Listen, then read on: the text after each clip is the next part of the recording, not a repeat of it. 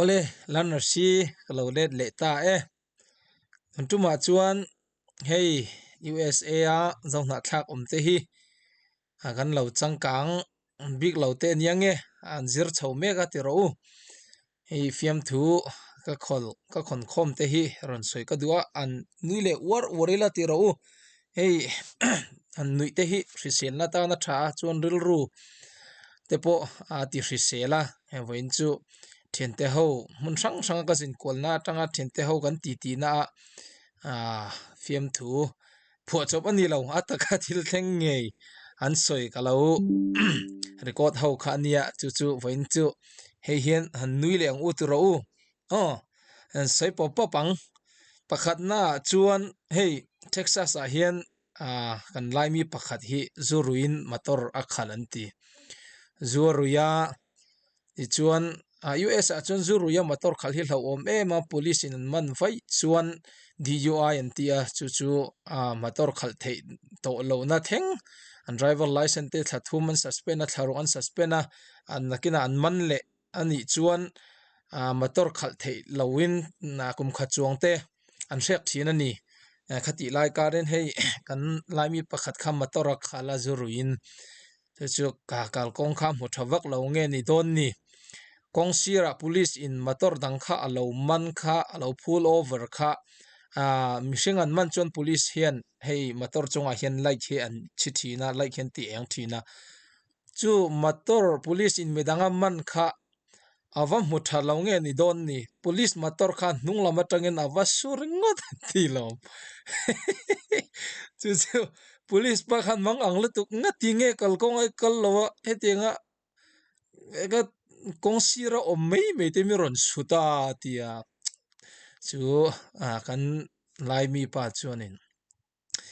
awan buai thak tak he traffic light hi chu aniam ka ti re ni ti khai chu traffic light chu adik don lo le mai traffic light kha wasua ma se traffic light ni lovin police kha lo ni hlo moya nu kum khan nu khan ka hele bo min bo ro santa ti khan soya poi hle moya ma ro chu police motor an sudringot kha chu poi thui don hle mai chu dang ron soileng Michigan anti state ming chau soyang an mingkan soi chuan adik don lawan lo thin ur ve palange Michigan hi Grand Rapids te Bear Creek te Lansing te city rang rang khe omta hoi khachu Bear Creek kan thien pani khan ti chu Grand Rapids khan darkar khat chuang kalvel aniang kan khal chakda na ziran niang chu ta khan vakal ta mun then dona hian address chu ziak mayang GPS mang mayang mun then ma kha chu he darkar khat chuang chu kalkong kan the thawan tia thian dunin motorin an vakal ta an tilom an kal da ti chuan mun then don Grand Rapids an lu don khan hei address kha an ziak han GPS khan han da la an zong kan thleng don to an tia an thiam pakhatin GPS chuan an kalna tur chu an type an kalta GPS kha an zui char ta tilo GPS kha an zui char chuan darkar khat chuang khan khalta an thien pakhat khanin ngatin ngen omna chu Grand Rapids city apo atom na ni don ya avat la ve tia ma se darkar khat chuan khalnu kha chuan an va thleng ta GPS in thleng ti khan soita anan en kuala heng lai te chu kan omna in ne na ven ang em ve hi chu hei kan kho ang he Grand Rapids po hen kan veng ang he lo om ni don hian tia ma se motor tang an chuak chia kha chuan lo omna in kha lo nin ti lo chan chu GPS an man dona khan an kalna tur address kha copy paste emo direct met ni lovin GPS khan honga GPS khan home ti kha omum ta khoi hmuna po kan kalpon ina kan hodu ni chuan home hi kan met mai ta home khan lo met ni om takani dar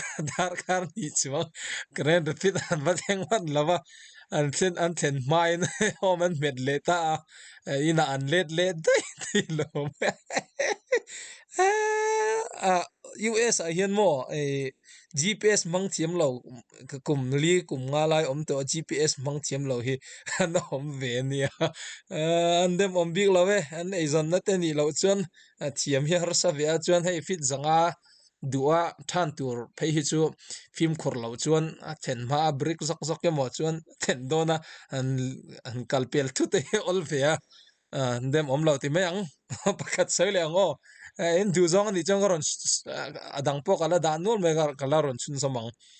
pakhat hian ti ai just statement sai lawang an amol phau palang tro doctor ne na khan dental kha appointment an eita a wakhal ta doctor khanin alo en saka chuan helama hi chuan keini kolram ti mayang atanga helaya ron kal ho hi chu kolram lama khan chu tianga ha tharok voi khat thum voi khat kum khat voi khat tal sil ti fai tur tiang veli regular taka check up hi kan ne ngai box hi lawa ani kha wakal via doctor khanin o hei hi helai chu cavity om to a kan thlon angai don ni hen lo tia ani la khanin doctorin tulan ti chuan ti tuan ni mayang chu tia lo ti vek ni om takani tom na chuan ha khan lo thlon sak vek ta thina rim lutuka tu po doctor ne na in kal chuan okay wati to su ati anti okay anti vai chuan in ha an thon sak vek ang cheu chu wangin no wati ro ati anti khongai thak le maya la thatu rosin le poisan du wangin then khat hi chu he medicate kan nei chuan medicate mi paisa khan data kan choi chuang lawa ma se government atangin paisa kha an ni chon an lo la ve ta paisa du wang te po han tul lo kha min thon sak zia chu ke pon ke ni pon kan ria ma se thiam lo chuan okay ti zel chon han nei lo hi all sam ta gani poi mle me chon pakha ron soi leng ei ke ni barma ho hi chu kan ming ma hian no lian ti te no ti he kan da thina ti chuan no kap tiang te hi kan da thina mi zo ming hai chona tam lu tuk lawang chu kan thian pakhat po kha a ming ma sabera khan no ani ta a chuan US a hi chuan ta pui thu in kan ming ma saber first name le last name hi min ko thina middle name hi chun soiwak ngai lawa chu ani kha appointment a khan vakal ve anti what's your name tunge ming an lo ti chuan no atia sorry what's your name an lo ti leta no ati leta excuse me what's your name an lo ti leta no atia anin bethela trong le tuan ko ta to pa chuan an ming an en kha chu no ti kha lo ni ta no ti kha chu yang ti na kha ni ta chu wangin first name a ming ma sabera he chuan no ti kha chu sap ho tan chuan no ti kha chu ka du lo ti kha lo ni le ta si poi ta ka ni chu wangin ming ma sabera no da kha chu fu don lo ni ange to ber pakhat kan soi lenga chuan chu min hu chuan kan du tok don nia khatiang deuh kha pakhat ka nei vea hey indoor soccer referee ka hian hei kum thum chong ka thok to pathian zara center referee kan ni la hian assistant min pui tu te kha I game pakhat zo adang game ron kal le tur kha